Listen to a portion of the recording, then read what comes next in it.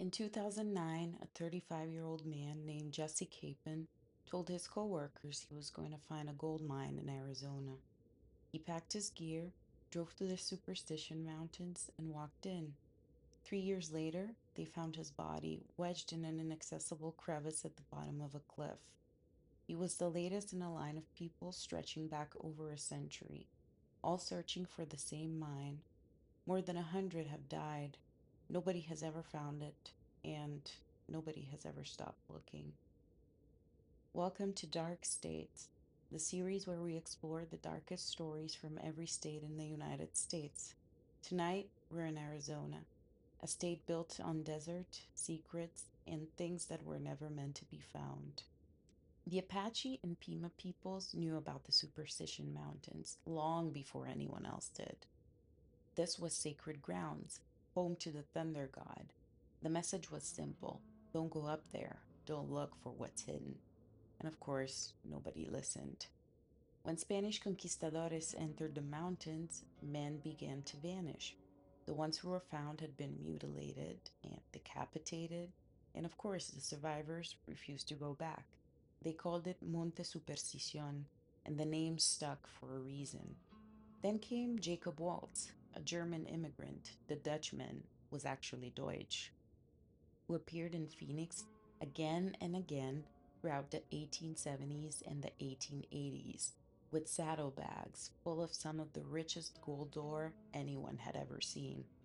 People asked him where it came from, and he gave different answers every time.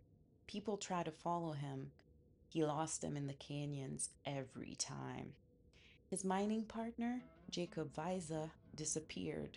Waltz never explained what happened to him. In 1891, Waltz was dying, bedridden. He told the woman caring for him to look under his bed. There was a box, inside, gold ore. And with his last words, he gave cryptic, contradictory directions to the mine. Then he died, and the curse began in earnest. Adolf Ruth went looking in 1931. He was 66 years old, carrying a map he believed would lead him straight to the gold. 6 months later, a search party found his skull. It had two bullet holes in it. His torso and limbs weren't located until months later, 3/4 of a mile away. Local officials tried to rule it an accident, claiming there was no foul play, but the wilderness doesn't shoot a man twice in the head. In 1949, James Kidd disappeared into the superstitions and was never seen again.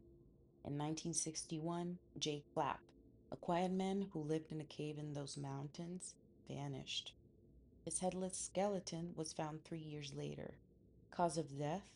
Unknown. A writer named Barry Storm went looking in the 1940s and claimed he was haunted through the canyons by a mysterious sniper he called Mr. X. He believed the same shooter had killed Adolf Ruth. And then there was Jesse Capon, 2009, a hotel worker from Denver who had spent years researching the mine from his apartment, covering his walls with maps and notes. He went in during December. His remains weren't found until 2012, deep in a crevice that search teams had walked past dozens of times. In 135 years of searching, nobody has found the Lost Dutchman Mine. More than 100 people have died trying. The mountain doesn't hide its intentions, it just doesn't ask permission. But the Superstition Mountains aren't the only thing in Arizona that refuses to be explained. March 13th, 1997, a clear, cloudless night. Thousands of people were already outside looking up because the Hale-Bopp comet was visible. So when something else appeared in the sky, half the state saw it. Starting around 8:15 p.m., a V-shaped formation of lights moved slowly and silently from the Nevada border across the entire state over Phoenix and down towards Tucson. Witnesses described it as enormous, wider than multiple football fields, maybe a mile across. It made no sound. It blocked out the stars as it passed overhead. This wasn't a handful of people on a back road. Thousands of residents across dozens of cities watched the same object cross the sky for over half an hour. Off duty police officers saw it, pilots saw it, families standing in their backyards saw it. Then around 10 p.m., a second set of light appeared, stationary, hovering in a row near the Sierra Estrella Mountains. This is the footage you've probably seen on the news. The Air Force later said there were military flares dropped during a training exercise at the Goldwater Range, and maybe they were. But the flares don't explain what happened 2 hours earlier. The massive, silent, V shaped object that crossed the entire state that has never been accounted for.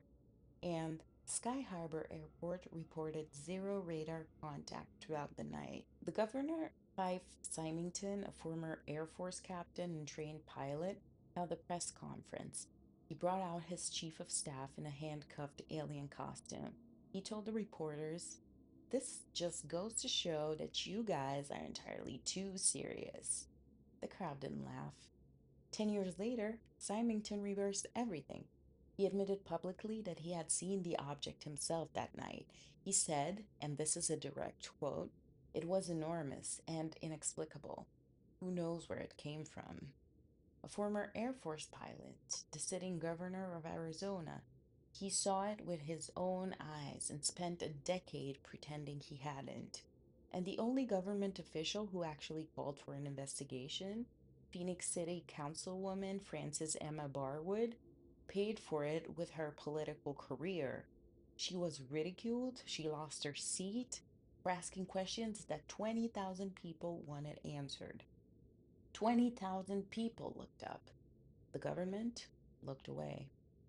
Arizona has a way of attracting things that shouldn't exist: gold that can be found, lights that can be explained, and a town that refuses to let its dead rest. Perched on a 30-degree slope of Cleopatra Hill, a mile above sea level, sits a town that probably should have collapsed decades ago.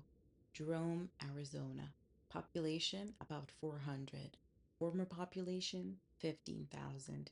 A New York newspaper once called it the wickedest town in the West, and that name wasn't poetry, it was journalism. In its heyday, Jerome was a copper mining boomtown, and everything that came with it: saloons, opium dens, brothels lining an entire district. Men died in the mines, in the streets, in bar fights, and in ways nobody bothered to document properly. The United Verde Hospital was built in 1927 to handle the carnage. Over its 24 years of operation, local legend claims an astonishing 9,000 people died within its walls. 9,000! In a town that never held more than 15,000 people at its peak. When the mines closed in 1953, Jerome emptied. The population dropped to fewer than 100. Buildings slid down the hillside, literally. The town jail moved 225 feet from its original foundation. Jerome became a ghost town in every sense of the word, but the dead apparently never got the memo. The hospital was converted into the Jerome Grand Hotel in 1996. Guests began reporting things almost immediately: sounds of gurneys rolling down empty hallways in the middle of the night, doors opening and closing on their own, a bearded man seen walking the corridors, turning lights on and off, never speaking a word. The ghost of Claude Harvey, a maintenance man found dead in the building under suspicious circumstances, is said to still roam the basement. A phantom cat jumps onto the guest's bed. The sounds of coughing and wheezing echoed through the rooms where patients once died. But the most disturbing ghost in Jerome doesn't live at the hotel. In 1931, a young prostitute named Sammy Dean was strangled in her room, her crib, as the brothel rooms were called. The prime suspect was the son of a prominent town figure. The murder was barely investigated. The killer was never convicted. And Sammy, according to dozens of witnesses over the past century, never left. She's been seen standing in doorways, lingering near the building where she died. Visitors report the smell of perfume in rooms that have been empty for decades. A woman watching from a window that has no one behind it. Jerome sits on unstable ground. The mountain beneath it is hollow, riddled with abandoned mine shafts and tunnels.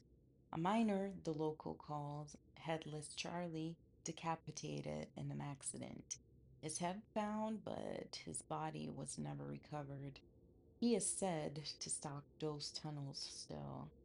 Miners reported hearing his footsteps for years after his death, and some still do. The town clings to the side of a mountain it hollowed out. The buildings slide, the ground shifts, and the dead stay exactly where they are. A mountain that has been killing treasure hunters for over a century. A sky that lit up in front of the entire state while officials made jokes. And a town that hollowed out a mountain, built a hospital with thousands of bodies, and wonders why the dead won't leave. Arizona doesn't hide its secrets, it just makes sure you can't prove them. Dark States, Episode 3, Arizona. The series continues. Arkansas, you're next.